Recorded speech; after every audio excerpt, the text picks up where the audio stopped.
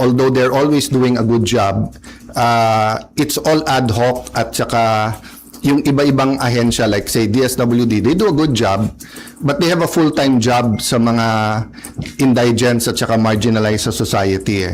And the other thing is napakagaling na natin sa relief, no, as long as we have the access to the area, no. Pero mahina tayo sa rehabilitation. So ang nangyayari as soon as for example napakalaking sunog dito sa Manila, but nangyari to sa Mindanao, so attention natin ay nasa Mindanao, which is right and good, but dapat may mag-take over ng grupo para yung rehabilitation dun sa mga nasunugan. So let's admit to ourselves that we will have what's the right number? 12 to 15 storms a year. We have volcanoes that are active. Then earthquakes or linugs are organic, if I can use that word, to our area in the world, no? So we really have to do better in not only the response and relief, but in the rehabilitation. I'd like to let you know where we are today. So all sides were saying na sana hindi maipit yung Senado. So early this morning or late last night, I sent a letter to our legitimate Secretary of the Senate. Legitimate because if you follow the rules, hindi siya pwedeng tanggalin kung walang 13 at hindi pwedeng palitan kung wala rin 13. So I'll make that clear, ha? Senate President Pro Temp, Senate President, Secretary of the Senate, o SAA, kailangan niyan 13 ang botong ilagay, 13 ang boto pag tinanggal. Hindi nila sinunod yan. So meaning, hindi legitimate si Attorney Bantug, no?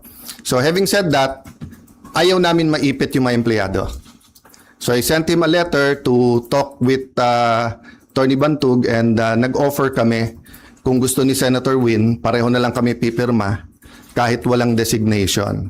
So I think the letter was delivered mga 8 a.m., a little bit past 8. Ang sagot nila noong 12 o'clock is that hindi na siya secretary at mag-turnover na lang. So I really want to avoid sa dami ng problema ng ating bansa that we have to write land bank, maipit yung sweldo ng mga empleyado and everything. And I'll never bend the law, nor will I bend the Constitution, but I will bend backward for our employees para hindi sila maipit sa gulo for as long as it doesn't bend the law. Diba? So kung internal rules or regulation that is not attached to law or it is not morally wrong, that's why I thought of my staff thought of the idea na pag pareho nakapirma para eventually pag nagkaroon ng decision, walang legal infirmity. And it will also prevent yung magfilean yung dalawang kampo ng usurpation. Diba? Kasi of course, as far as I'm concerned, nag-usurp ng authority si Senator Win because he's not really the acting president, pababa. Pero maraming ang problema ang ating bansa, why don't we focus on that? So, apparently, because ayaw nila pumayag, dalawa Senado natin ngayon. You have the Senate of the Philippines and you have the Senate of Malacanang. No? So, yung Senate of Malacanang had the hearing kanina and you have two Blue Ribbons Committee. Yung isa ay Committee de Absuelto na ang kanyang main work is paano i-absuelto yung mga high officials ng ating bansa at yung isa naman na seeking the truth. So am I saying lahat ng sabihin ng 18 ex-Marines ay completely true? No. What I'm saying is nga, give them a chance. I heard they have other evidence, including videos. I heard that if they come out and there's a full support na nararamdaman, may iba pang mga witnesses na may mga dokumento, may mga ebidensya na lalabas din. So as a nation, we have to decide whether the Senate will be under the thumb of Malacanang. And now that it is very clear to us that the biggest ever corruption scandal is the flood control scandal, if it's acceptable to us that we witnessed this morning, the biggest cover-up committee hearing of our generation. Diba? So ganun lang kasimple yon. So in the same manner na nag-propose kami na parehong pipirma, I have not talked to Senator Marcoleta, so hindi ko alam kung papayag siyang dalawa silang chairman or whatever, but we have to find a solution that yung mga witnesses ay makakapunta ng malaya na protektado ng batas at independent yung Senate. Having said that, mahaba panahon, as I said kanina, let's focus on Mindanao and on the relief and rehabilitation, especially kung may mga lives that are at stake now because dun sa mga buildings. I don't think all of us fully know the extent. So far nakikita lang natin yung mga videos, no.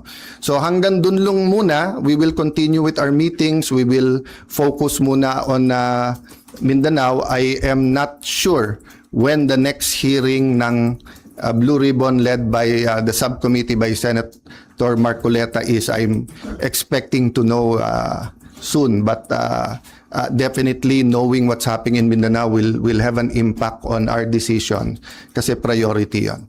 Okay, question from Janice Cosio. Tajay Finder.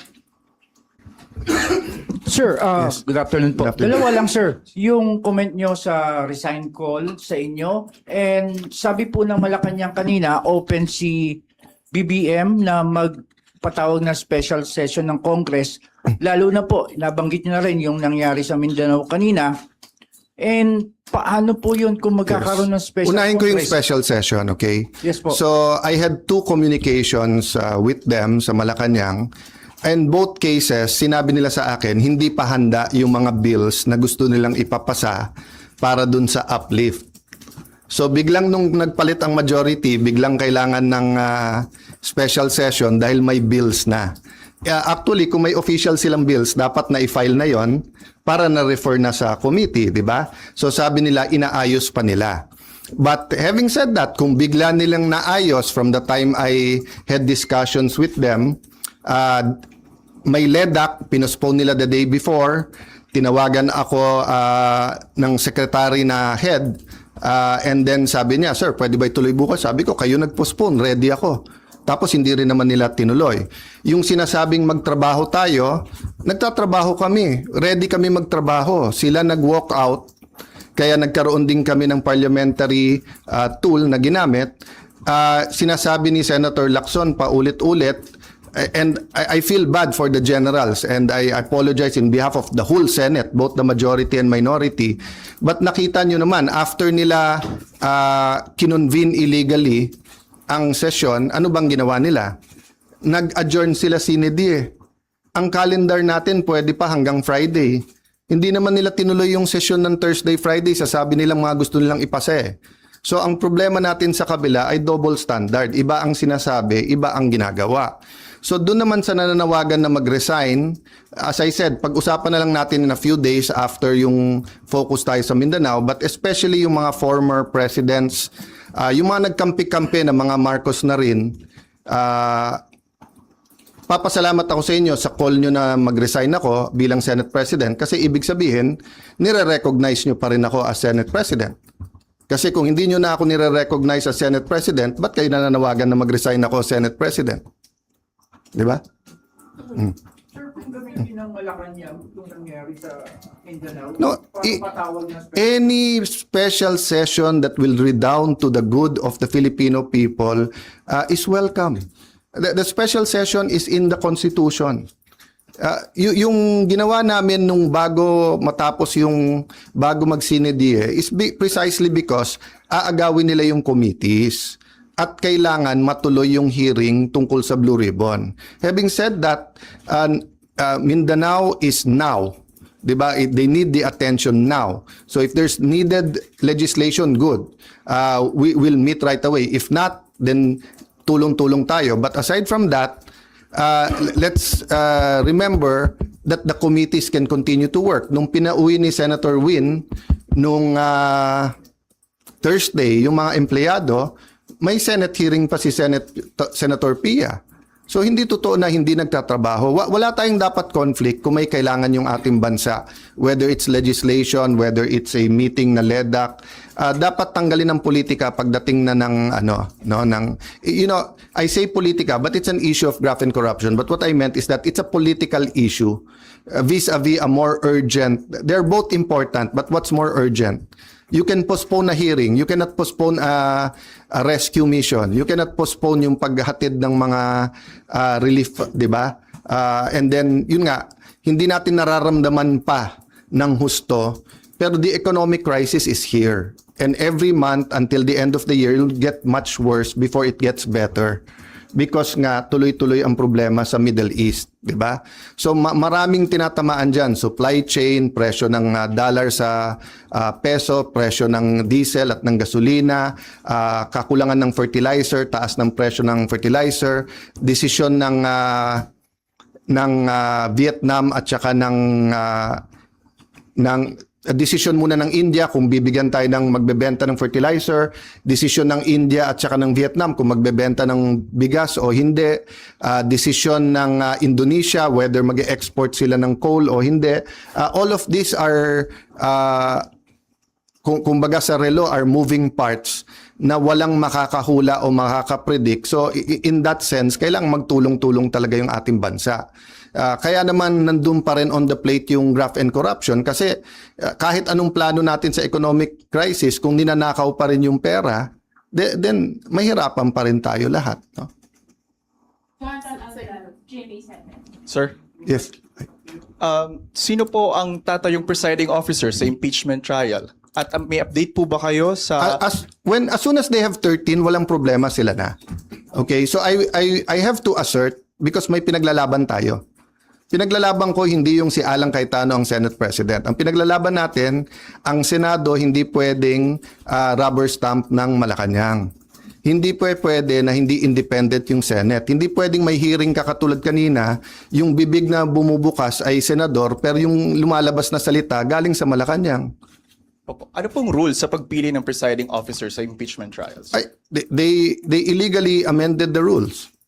They illegally had a session, 'di ba? So in due time there'll have to be something that will decide, 'di ba? But in the same manner na ina-assert ni Senator Win na he's the acting